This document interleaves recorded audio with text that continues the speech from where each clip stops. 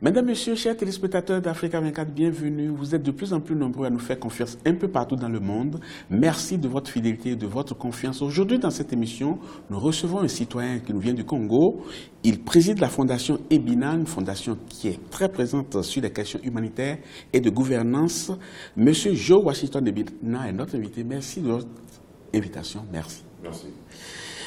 Avec vous, nous allons faire un tour d'horizon de l'actualité congolaise et évoquer aussi les perspectives qui se présentent, surtout que récemment seulement, le FMI a annoncé son accord de prêt de 448 millions de dollars à votre pays, le Congo. Comment est-ce que vous avez accueilli cette nouvelle? Est-ce que vous avez sauté de joie?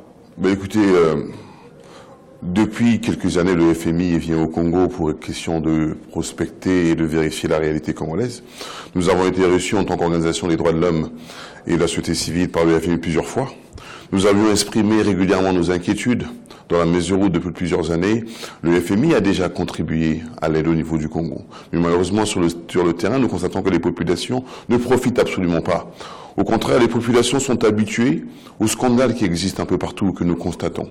Les biens mal acquis, le Panama Papers, tout le reste. Donc, à la fin, c'est une bonne chose d'aider le Congo, mais cependant, nous voulons constater dans la vie des populations une amélioration des conditions de vie, que la cherté de la vie ne soit pas constatée à longueur de journée, que finalement que les Congolais profitent de leurs ressources et de leurs biens, et pas simplement les dirigeants publics qui, dans le fond, sont ceux qui malheureusement ont entraîné le pays dans cette fatalité, dans cette réalité qui est bien difficile à supporter. Mais est-ce que vous êtes quand même conscient que tous les pays pétroliers ont eu un gros problème du fait de la baisse du coût des prix du pétrole? Non, nous sommes surtout conscients qu'au Congo, la République est très mal gérée.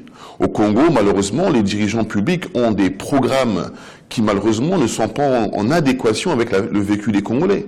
Voilà pourquoi au Congo nous avons vécu cela. Au Congo-Brazzaville, il y a eu des programmes de municipalisation accélérés où nous avons construit des palais présidentiels, où nous, les dirigeants publics, ont construit des palais présidentiels, où ils ont construit des stades. Mais malheureusement, lorsque vous regardez la réalité des Congolais, les Congolais vivent dans des endroits avec énormément d'érosion. Les Congolais vivent dans la précarité dans les hôpitaux, les logements précaires, les routes précaires. Donc à la fin, malheureusement, c'est un programme. Ce sont des programmes qui ne sont pas adaptés à la misère et à la réalité des Congolais. Est-ce que vous voulez dire que les priorités ne sont pas mieux choisies? Les priorités ne sont absolument pas choisies dans la mesure où les populations ne sont malheureusement pas associées. Et lorsqu'on regarde les décisions, lorsqu'on regarde sur le terrain, malheureusement, depuis plusieurs années, la situation est alarmante. Il n'y a pas d'évolution, il n'y a pas d'amélioration. La preuve, il y a aujourd'hui au Congo une situation très précaire en ce qui concerne les retraités. Cela fait aujourd'hui près de 19 mois qu'ils n'ont reçu aucune pension.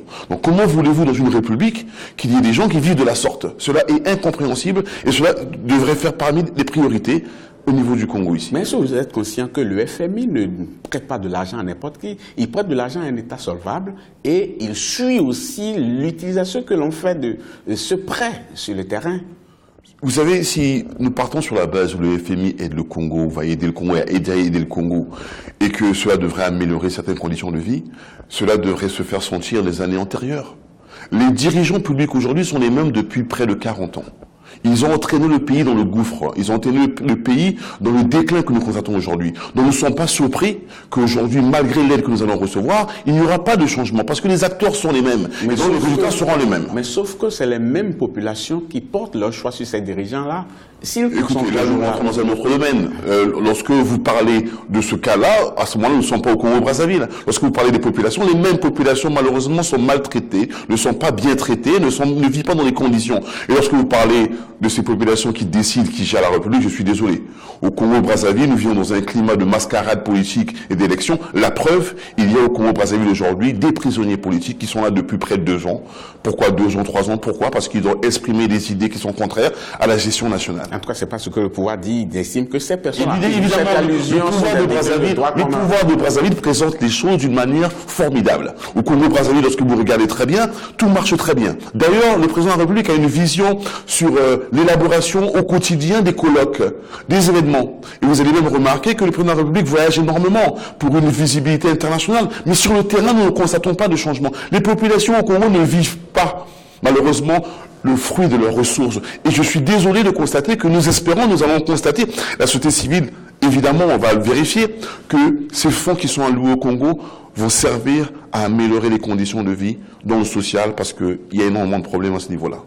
On va évoluer dans cette émission et évoquer quand même un fait qui a défrayé la chronique récemment et qui a mis dos à dos les acteurs de la société civile et le pouvoir central, c'est le rapport sur la situation des droits de l'homme ici au Congo. Comment est-ce que vous avez accueilli ce rapport-là? Le rapport est totalement vrai. Le rapport de l'OCDH est un rapport qui relate exactement la réalité congolaise. Et d'ailleurs, nous tenons à saluer le travail profond et l'enquête qui est menée à travers la République pour ce travail-là. Évidemment, vous constatez que la situation est alarmante. La situation est malheureusement très précaire. Vous remarquerez au Congo que depuis un certain temps, il y a une augmentation des taxes au niveau de la justice. C'est-à-dire que pour avoir accès à certains documents de la justice, il y a une augmentation des prix. Donc c'est comme si on refusait aux populations d'accéder à leurs droits. C'est une violation des droits de l'homme. C'est comme si on empêchait aux populations de revendiquer leurs droits. Et vous remarquerez que la liberté est devenue un problème. Il y a un problème de répression au Congo. Les médias et tout le reste ne donnent pas accès à ceux qui pensent contrairement à la gestion publique. Donc sur le Congo, malheureusement, il n'y a pas d'évolution en ce qui concerne les droits de l'homme. Au contraire, il y a une régression. Et la preuve, nous avons demandé depuis de longs moments la libération de ceux qui sont en prison, dont le général Mokoko, le ministre Okombi et d'autres encore, pour que justement qu'il y ait un apaisement. Nous considérons qu'au Congo, tant qu'il n'y a pas un dialogue conséquent sous l'égide de la communauté internationale, rien n'avancera. Et ce n'est pas aujourd'hui ce qui est fait qui apportera de grands changements. Je vais revenir encore sur quelques aspects relevés par le fameux rapport qui fait quand même état de plusieurs décès en prison. Par exemple, du rapport dit ceci, citation, nous avons enregistré une trentaine de décès en prison en 2017 et 2018. L'exemple le plus récent, c'est la prison de Wesso au nord, où nous avons enregistré 9 décès. Leur mort serait due à la malnutrition selon les responsables pénitentiaires. Fin de citation. C'est un rapport qui est cohérent.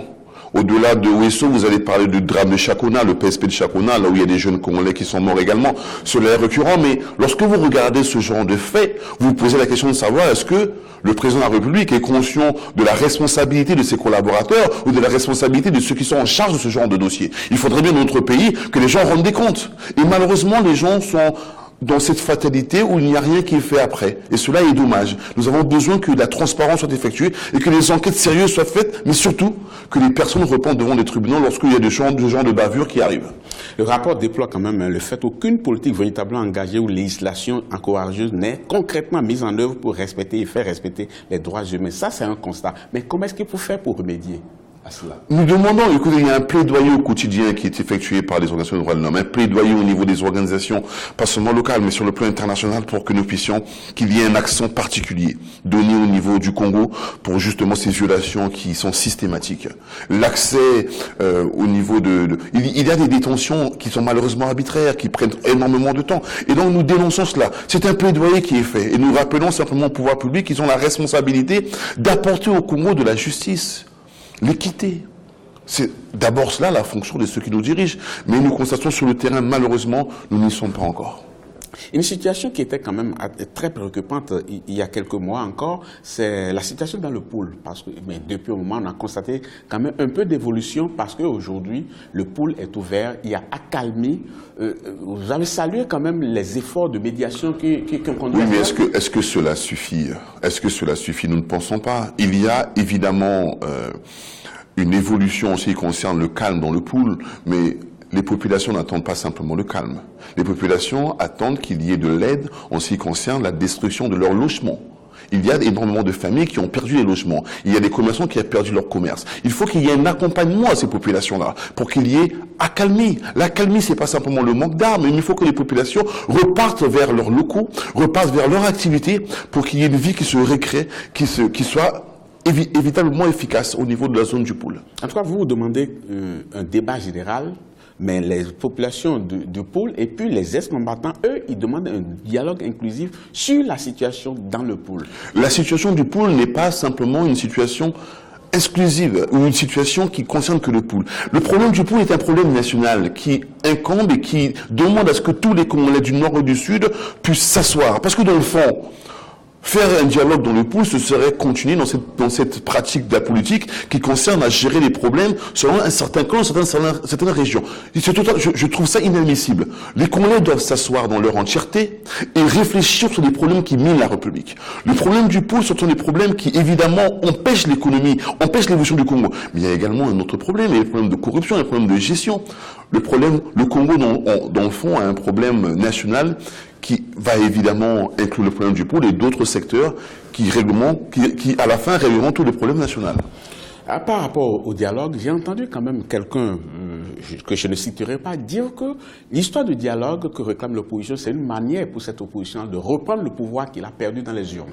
Je ne parlerai pas à la place de l'opposition, moi je parle dans le cadre de la société civile. Nous avons constaté malheureusement dans un climat politique qui est malheureusement délétère, l'arrestation de certains candidats. Cela montre justement que le climat politique et que le contexte politique au Congo est précaire. Mais ce n'est pas un message de l'opposition, c'est un message des habitants de la République qui constatent que pendant les élections, il y a eu des bavures, il y a eu, si vous voulez, certains candidats qui ont malheureusement pas eu la liberté de s'épanouir, d'exprimer leurs idées. Nous constatons au quotidien, et ça je vous le dis, après les élections, nous constatons aujourd'hui qu'il y a eu des décès suite également à ces problèmes des élections. En la personne, pas longtemps, de M. Gérard Bokumbu, qui était un conseiller du candidat Mokoko, qui est décédé il y a quelques jours, suite à ces agressions qui sont arrivées à l'aéroport à l'arrivée de leur candidat. Et il y a eu d'autres personnes qui ont également subi cela. Le climat est délétère. Et c'est pas simplement un climat qui est réservé à un contexte, c'est partie évidemment du contexte électoral, mais qui aujourd'hui est un contexte généralisé. Le climat est délétère, dites-vous, mais comment est-ce qu'il faut faire pour décrisper le climat? C'est ce que nous allons voir dans la suite de cette émission. Mais avant, nous allons marquer une pause, chers téléspectateurs, ne partez surtout pas. On marque une pause et on retrouve dans quelques instants.